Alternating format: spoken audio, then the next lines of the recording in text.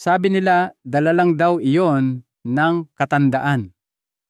Mas mabagal na daloy ng dugo, mas mahinang performance talaga raw nangyayari iyan pagkatapos ng edad 60, sabi ng doktor sabay kibit-balikat.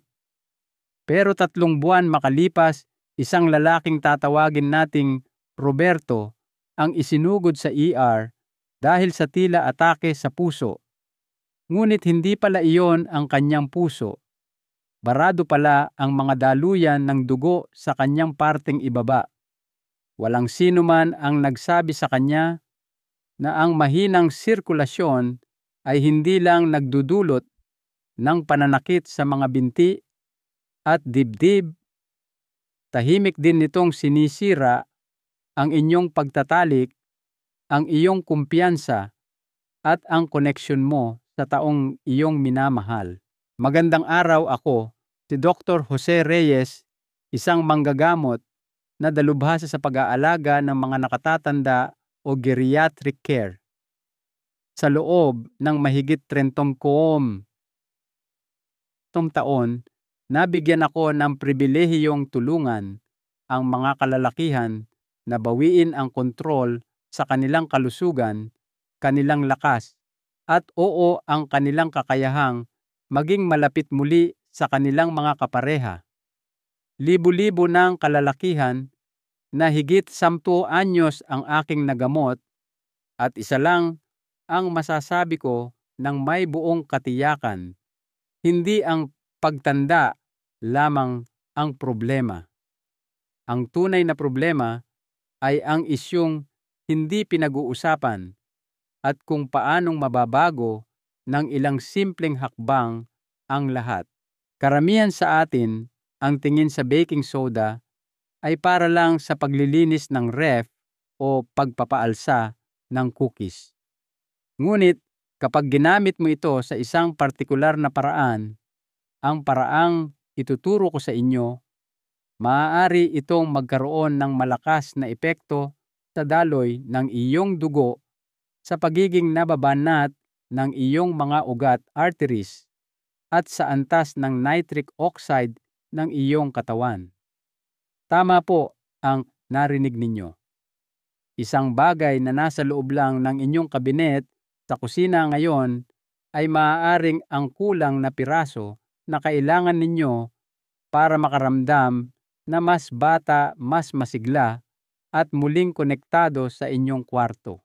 At huwag po kayong mag-alala, hindi ko kayo babatuhan ng maraming nakakalitong terminong medikal. Gagabayan ko kayo ng dahan-dahan kung paano ito gumagana, bakit ito napaka-epektibo, at higit sa lahat, kung paano ito gamitin ng ligtas. Isang paalala lamang, ang maling paggawa nito ay maaaring magdulot ng kapahamakan, lalo na sa ating edad.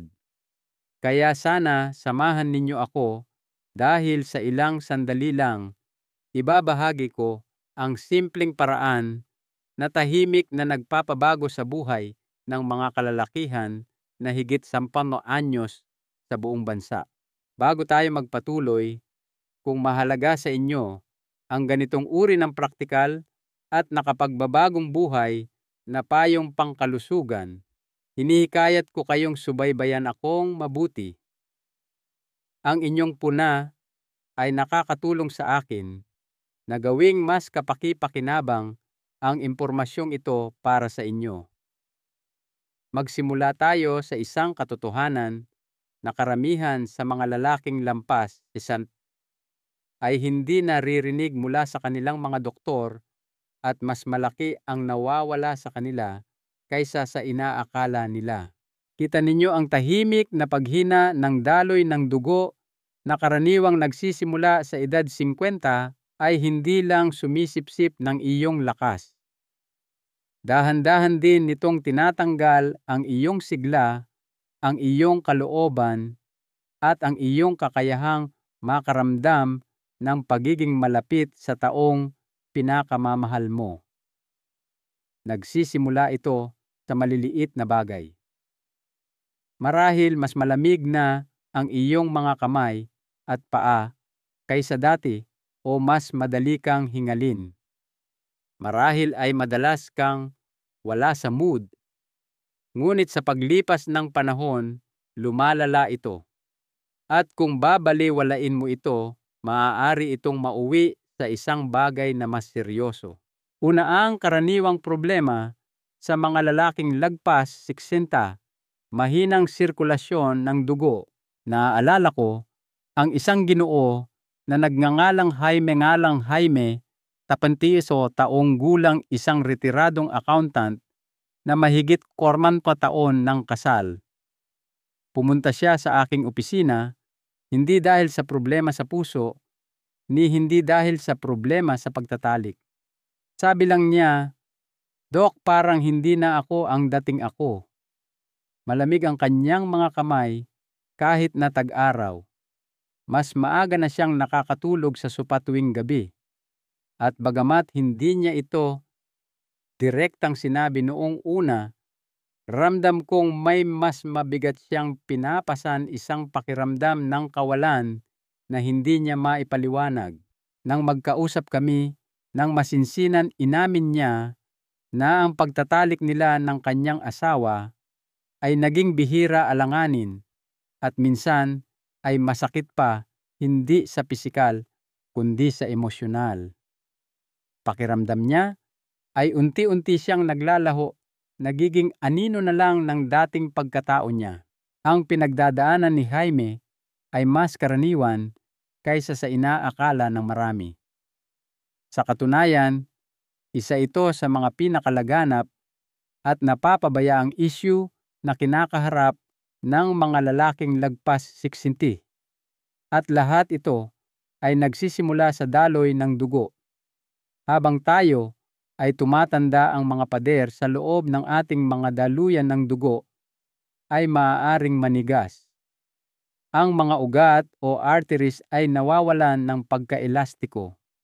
Ang dugo ay hindi na nakadadaloy ng malaya at ang mas maliliit na daluyan ang mga responsable sa pagpapanatili sa ating init sigla at pagtugon ay nagsisimulang sumikip na parang mga lumang tubo sa isang bahay. Hindi ito nangyayari sa isang gabi. Dahan-dahan itong dumarating, paunti-unting ninanakaw ang iyong sigla hanggang sa isang tabi mo na lang ito bilang pagtanda lang. Pero hindi ito pagtanda lang. Ito ay mahinang sirkulasyon. At hindi lang nito apektado ang iyong pisikal na kalusugan. Apektado rin nito ang iyong pakiramdam bilang isang lalaki, bilang isang asawa, at bilang isang tao. Maaari kang makaramdam ng pagkadismaya, pagkalayo, at pag-iisip kung ang iyong pinakamagagandang taon ay tunay ngang lumipas na. Nakita ko na ang mga lalaking nagduda sa kanilang sarili, kinuwestiyon ang kanilang halaga, at umiwas pa sa paglalambing, hindi dahil sa wala silang pakialam, kundi dahil hindi na tumutugon ang kanilang katawan tulad ng dati, at walang sino man ang nagsabi sa kanila kung bakit. Ang magandang balita, hindi tiyak na mangyayari ang paghinang ito. May mga paraan para suportahan ang iyong sirkulasyon, ibalik ang pagkaelastiko ng iyong mga daluyan ng dugo, at muling pag-alabin ang siglang akala mo'y nawala na. At maniwala ka man o hindi, isa sa mga pinakasimpleng kasangkapan na inirerekomenda ko ay malamang na nasa kabinet lang ng iyong kusina ngayon. Oo, ang tinutukoy ko ay baking soda, ngunit hindi sa paraang nakasanayan mong gamitin. Hayaan mong ipakita ko sa iyo kung paano ang abang sangkap na ito sa bahay, kapag ginamit sa tamang paraan, ay maaaring simulan na baligtarin ang mismong proseso na pumipigil sa iyo. Alamin kung bakit ang susunod na ilang minuto ay maaaring magbago sa paraan ng pag-iisip mo tungkol sa iyong katawan magpakailanman. Continue. Ikalawa, ang mga seryosong bunga ng mahinang sirkulasyon.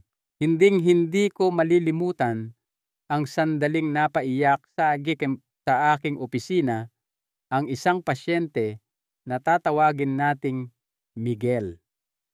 Siya ay 72, isang lalaking may dangal, palaging maayos sa sarili, ang tipo ng tao na inaalagaan ang lahat, ang kanyang pamilya, mga kapitbahay, pati na ang pusang gala na napadpad sa kanyang bakuran. Ngunit sa araw na iyon, tila lumiit siya, hindi sa pisikal, kundi sa emosyonal. Yumuko siya, hininaan ang boses, at sinabing, "Doc, hindi ko naramdam na lalaki ako." Maayos naman ang resulta ng kanyang mga pagsusuri sa dugo at matatag ang tunog ng kanyang puso, ngunit alam ko kung ano ang nangyayari.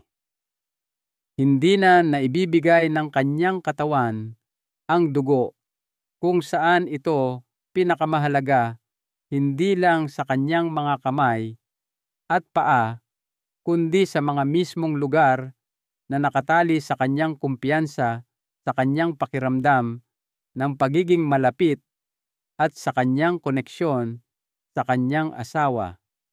Ang mahinang sirkulasyon ay hindi lang nakaaapekto sa kanyang kalusugan. Tahimik nitong winawasak ang kanyang pagkakakilanlan. Kita ninyo, kapag bumagal ang daloy ng iyong dugo para itong mga ilaw sa inyong bahay na unti-unting lumalabo bawat kwarto. Una, ang iyong lakas. Sunod, ang iyong tulog. Pagkatapos, ang iyong kakayahang tumugon kapag may pagkakataon para sa pagtatalik. Hindi lang ito pisikal. Pumapasok ito sa iyong isipan. Magsisimula kang magduda sa iyong sarili. Mararamdaman mong malayo ka sa iyong kapareha kahit na magkatabi kayo sa higaan. Ang dahan-dahang pagkasirang iyon ay hindi isang bagay na maayos ng isang tableta o mawawala sa paglipas ng panahon. Kailangan itong unawain kung ano talaga ang nagiging mali sa loob. Sa medikal na aspeto, ito ay nauuwi sa iyong endothelial function. Iyon ang manipis na pader sa loob ng iyong mga daluyan ng dugo. Kapag nasira ito, nawawalan ka ng produksyon ng nitric oxide.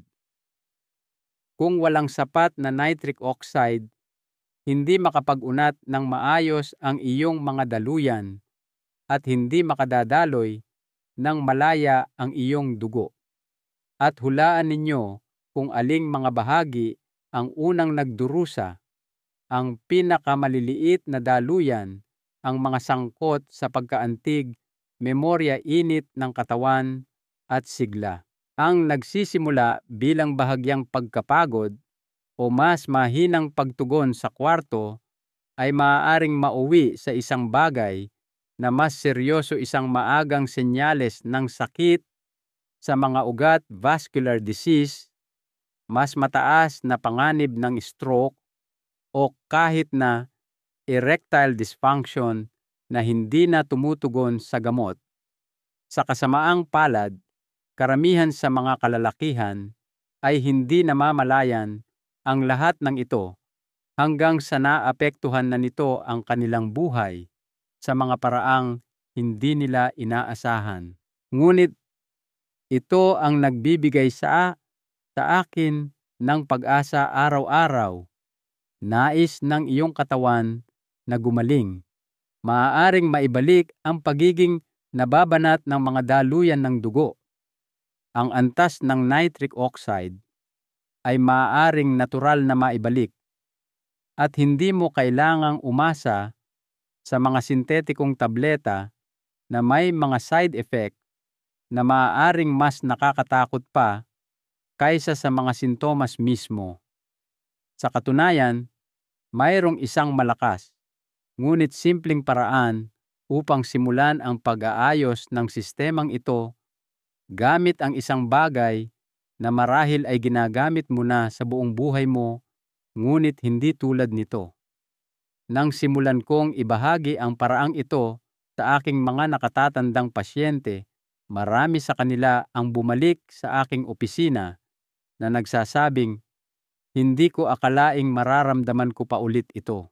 Kaya ngayon tingnan natin kung paano ang baking soda, kapag ginamit ng tama, ay maaaring suportahan ang proseso ng paggaling na ito mula sa loob, at kung bakit ito ay higit pa sa isang simpleng lunas sa bahay. Ikatlo, baking soda, isang simple at hindi napapansing solusyon. Naaalala ko si Berto, isang mahinahong magsalita, 67 anyos, na retiradong guro ng matematika, na lumapit sa akin matapos subukan ang lahat. Gumamit na siya ng mga supplement, mga diresetang gamot, at kahit na mga nakakahiyang aparato na inorder niya mula sa mga patalastas sa TV sa hating gabi. Walang tumatalab, sabi niya sabay iling. Pakiramdam ko ay humahabol ako sa mga anino. Pagod na siya, hindi lang sa kanyang katawan, kundi pati na rin sa kanyang espiritu. Tapos tinanong ko siya ng isang bagay na talagang ikinagulat niya. Berto, sabi ko, may baking soda ka ba sa kusina? Naguluhan siya. Yung para po sa cookies. Ngumiti ako. Oo, pero hindi lang para sa cookies. Iniisip ng karamihan na ang baking soda ay para lang sa pag-aalis ng amoy sa ref o sa pagpapaalsa ng pancake. Ngunit iilan lang ang nakakaalam kung ano ang magagawa nito sa loob ng katawan ng tao, lalo na para sa mga kalalakihang dumaranas ng mahinang sirkulasyon at ng mga tahimik na epekto nito sa kanilang lakas, kumpiyansa at koneksyon. Ang baking soda o sodium bicarbonate ay hindi isang milagrosong pulbos. Ito ay isang simpleng kemikal na kapag ginamit ng tama ay maaaring suportahan ang mas mahusay na daloy ng dugo at paghahatid ng oxygen sa paraang tunay na mahalaga habang tayo ay tumatanda. Ito ang dahilan kung bakit ito napakalakas. Habang tumatanda tayo, ang ating katawan ay nagiging mas acidic dahil sa ating kinakain, stress at natural na pagbabago sa paggana ng bato. Ang pagdami ng acid na iyon ay maaaring magpasikip ng mga daluyan ng dugo at magbawas ng dami ng oxygen, dalawang bagay na tiyak na ayaw mo kung nahihirapan ka na sa sirkulasyon. Ang kaunting baking soda sa tubig na ininom sa tamang oras ay dahan-dahang tumutulong na i-neutralize ang sobrang asido na ito. Tumutulong itong balansehin ang panloob na pH ng katawan na nagpapahintulot sa dugo na mas malayang dumaloy. Ang mas malayang sirkulasyon ay madalas nangangahulugan ng mas maraming lakas, mas maraming init, at mas mahusay na pagtugon kahit sa mga lugar na akala mo'y wala ng pag-asa. Nakita ko ang mga lalaking tulad ni Berto na nagsimulang gamitin ito sa ilalim ng aking gabay at napansin ang maliliit ngunit makabuluhang pagbabago, mas maraming lakas sa umaga, mas kaunting paninigas ng mga kasukasuan at pagbabalik ng interes kung saan dati ay katahimikan lamang. Siyempre, hindi ito isang gamot sa lahat at hindi nito pinapalitan ang iba pang malusog na gawi. Ngunit para sa marami ito ang naging simula ng isang tunay na pagbabago. Ang katawan, kapag nasuportahan ng maayos, ay nagsisimulang tumugon at sa ilang kaso, higit pa sa kanilang inaasahan. Ngunit kailangan kong maging tapat sa inyo. Ang bagay na dahan-dahang gumagana kapag ginawa ng tama ay maaaring makasama kapag minadali hinulaan o ginamit ng mali. Dito nagiging komplikado at posibleng mapanganib ang mga bagay. Kaya bago mo abutin ang kulay kahel na kahon sa iyong pantry at magsimulang magtimpla, may isang napakahalagang bagay na kailangan mong malaman. Hayaan ninyong gabayan ko kayo kung paano gamitin ang baking soda ng ligtas at kung ano ang dapat iwasan para hindi ninyo aksidenteng mapalala ang sitwasyon habang sinusubukang bumuti. Ika-4, ang panganib sa maling paggamit nito. Prangka na ako sa inyo. Nakita ko na ang dalawang mukha ng baking soda. Nakita ko itong tumulong sa mga kalalakihan na bawiin ang kanilang sigla at kumpiyansa, at nakita ko rin itong magdulot ng kapahamakan kapag ginamit ng walang pag-iingat. Isa sa aking mga pasyente, isang lalaking tatawagin nating Juan, ay 70 na taong gulang at napaka-aktibo, naglalaro pa rin ng golf 2 beses sa isang linggo. May nakita siya online tungkol sa baking soda na nagpapabuti raw ng daloy ng dugo at naisip niya, bakit hindi? Kaya nagsimula siyang uminom ng 1 punong kutsarita tuwing umaga at isa pa sa gabi, sa pag-aakalang mas marami ay mas mabilis ang resulta. Sa loob ng 1 linggo, namaga ang kanyang tiyan, tumaas ang kanyang presyon, at napunta siya sa ER dahil sa mabilis na pagtibok ng puso at pagkalito ng isip. Ang kanyang mga bato na mahina na dahil sa mga taon ng tahimik na stress ay hindi na kinaya ang sobrang sodium.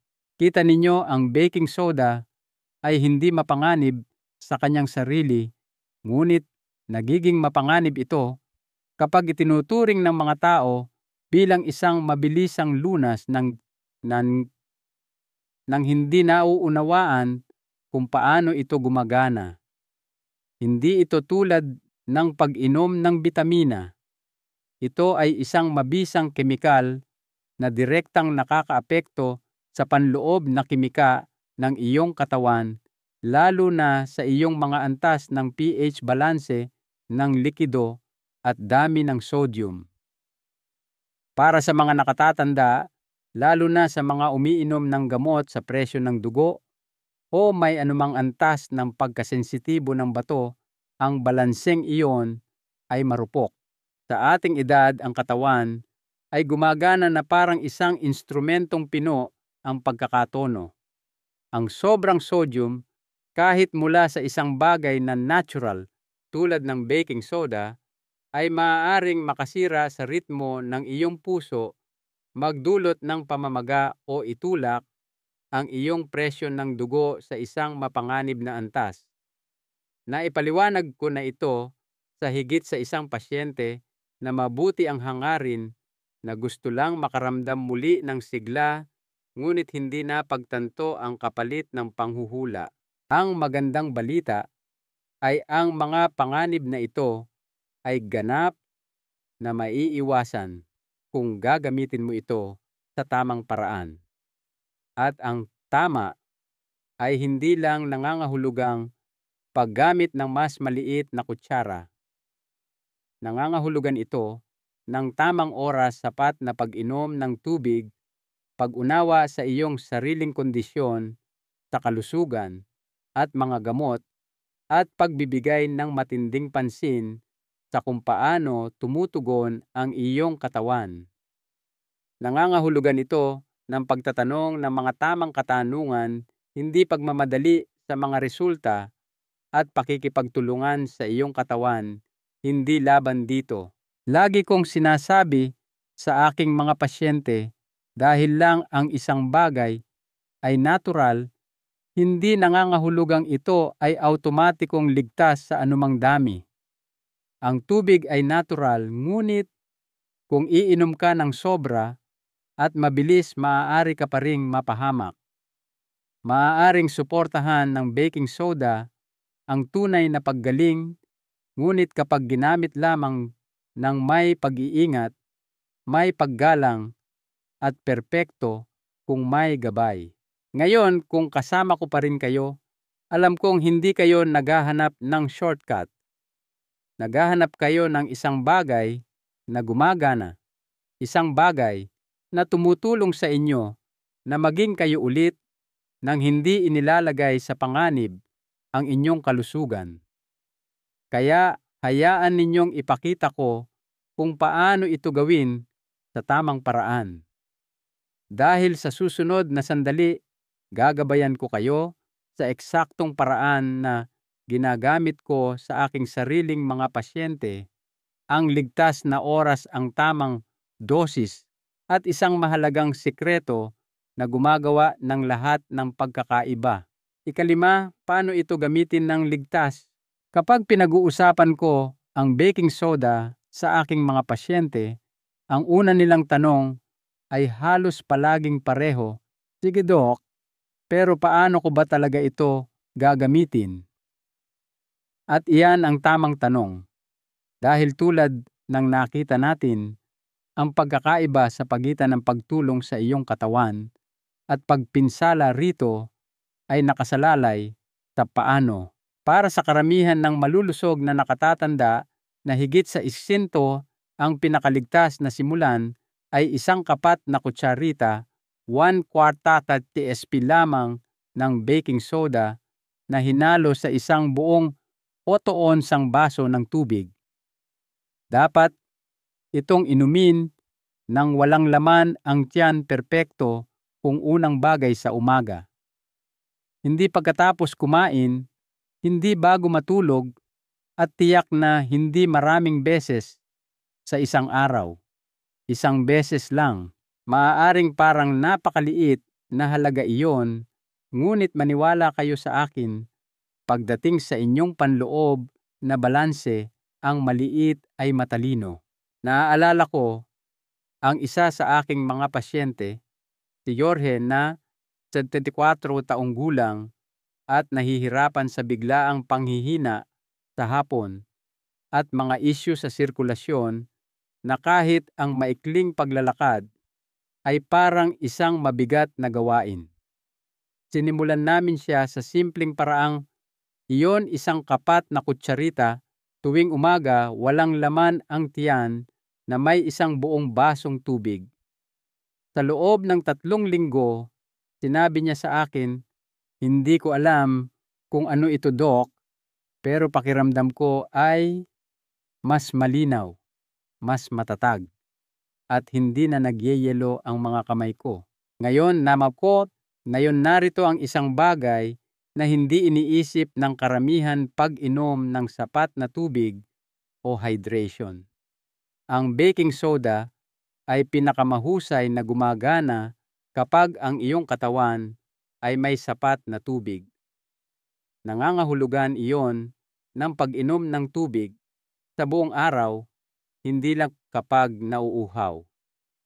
Kapag ang iyong dugo ay may sapat na tubig, bumubuti ang sirkulasyon, mas madaling naglalakbay ang oxygen, at mas mahusay na gumagana ang iyong mga organo, kabilang na ang mga responsable para sa pagtatalik.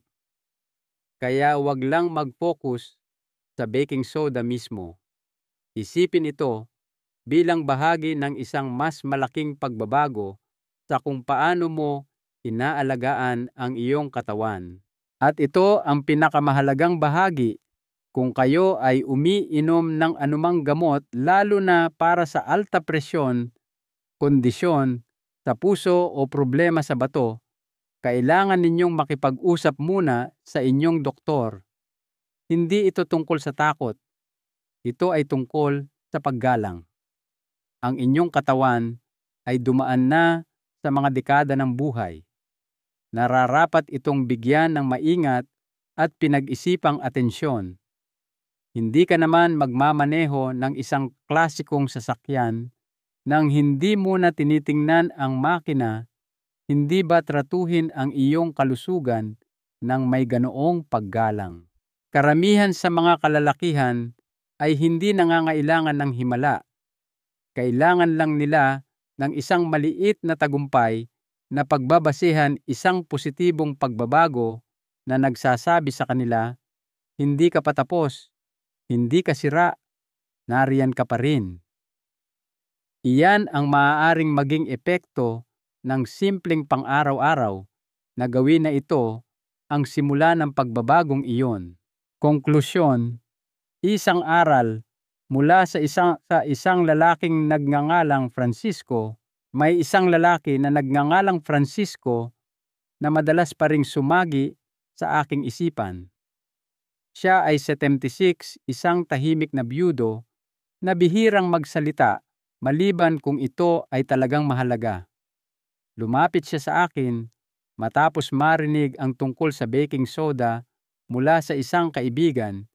Hindi naghahanap ng himala, kundi umaasa lamang na maramdaman muli ang kanyang dating sarili.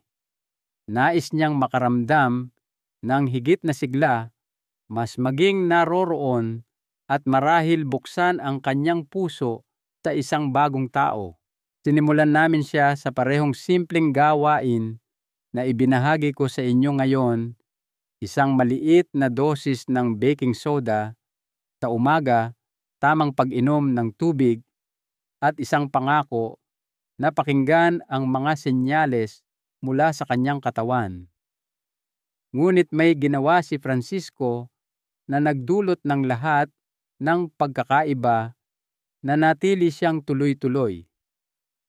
Hindi niya ito itinuring na isang besesang lunas.